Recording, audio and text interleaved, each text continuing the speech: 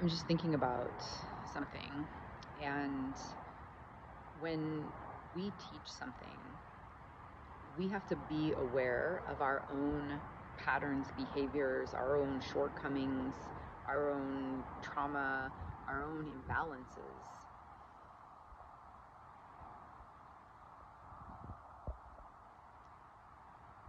I don't remember which of my yoga teachers, but I think it was Shiva Ray in the teacher training that I did with her, was talking about yoga teachers passing on their own misalignments or their own imbalances to the students. And I've been thinking a lot about my coaching path and my life path, and the question, who am I? And the question, what do I do, has been coming up. It was so easy when I was a fire dancer, because what do you do? Well, I'm a fire dancer. And that spoke for itself and had all the flair and amazing that went along with it. But now I've been thinking and putting a lot of effort in cultivating this message of who am I and what am I doing? What do I do? Especially since what I'm doing feels to be a bit obscure. And when I say obscure, maybe abstract is a better word, but it's beyond a message that I'm able to communicate in a simple, clear, concise way.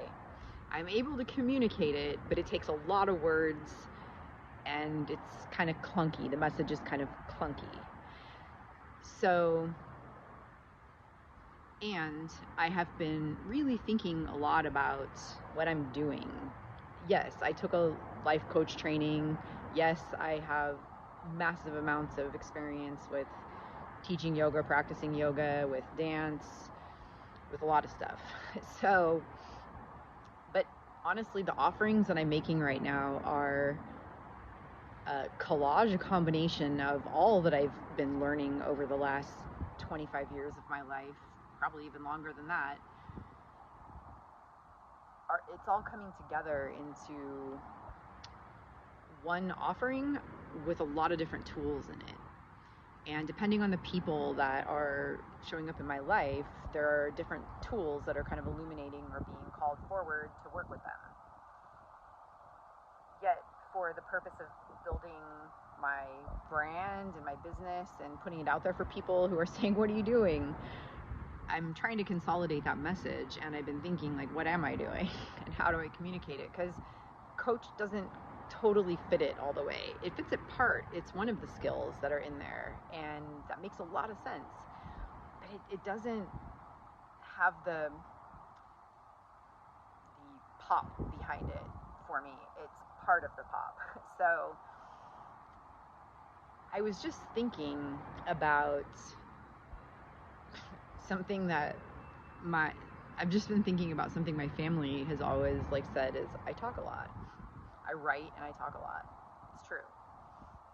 I can also not talk a lot. I can also listen really deeply.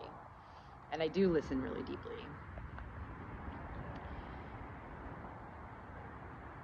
And I thought, well, maybe the word communications coach came up, and I thought maybe I'm a communications coach. And then I thought, no, I don't know, because I'm still learning how to be a better communicator. I feel like communication is definitely a strong point for me, and I've learned a lot from unhealthy relationships and not so great communication styles, both on my own doing and from being the recipient of really unhealthy communication entanglements through lots of work, through lots of school, through lots of therapy, through lots of ceremony, through lots of meditation, through lots of dance. There's been a lot of reflection that has come out in me working and practicing on how I communicate, what I'm communicating, from what place in me that I'm communicating from.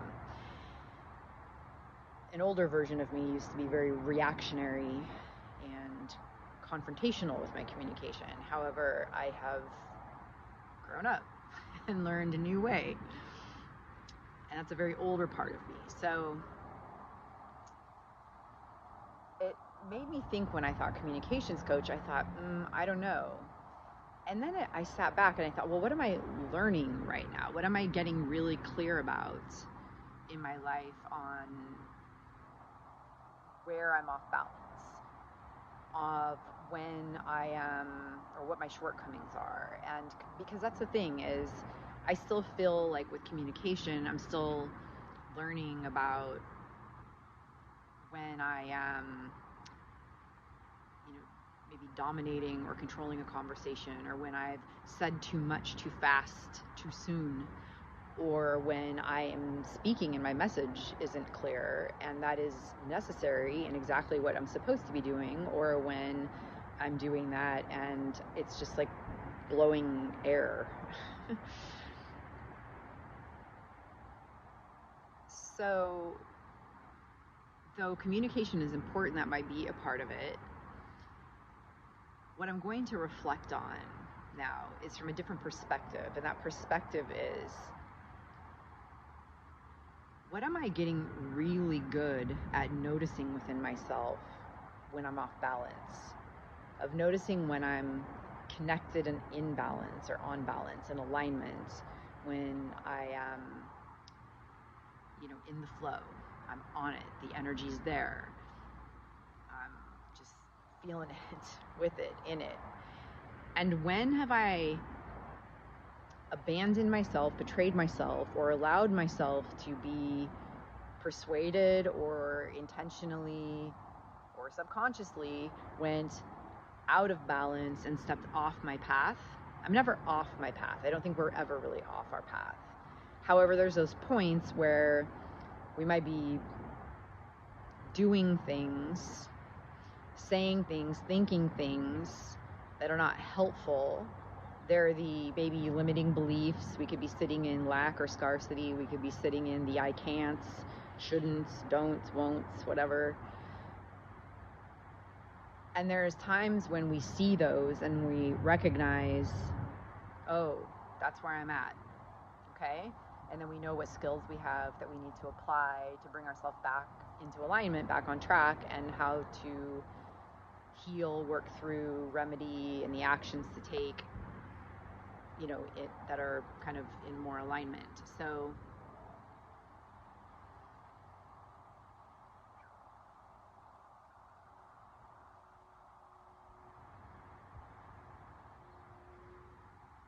there's a bee here with me, and it thinks that I'm a flower, I think, because I put on some rose. So I was just sitting very still for a moment, letting the bee just move past me.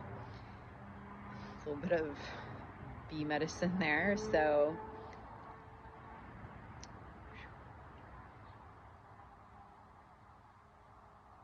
great example of something coming in, a distraction, and then bringing myself back into the flow and the stream of what I'm doing, remaining connected.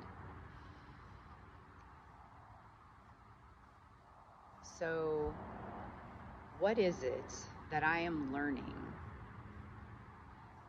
that I am getting really good at discerning when I'm in healthy alignment and in balance, and when I'm not? Because if I make that what my message is, and what I am coaching, doing ceremony work, working with people, if that's the foundation that I operate from, then I will always know when I am standing in integrity and when I am not. And therefore, I can be responsible with how I am communicating, guiding, and working with people, and therefore either withhold my energy and not practice or engage when I'm out of integrity, do the work, the personal work, to get back into integrity, and then step out and do the work with people in the external world when I recognize that I'm on my game, standing in integrity. We would all love to say that we are never out of integrity with ourselves. And then we say, oh yeah, like I'm healthy, I'm, wanting to lose weight, and I'm doing the work.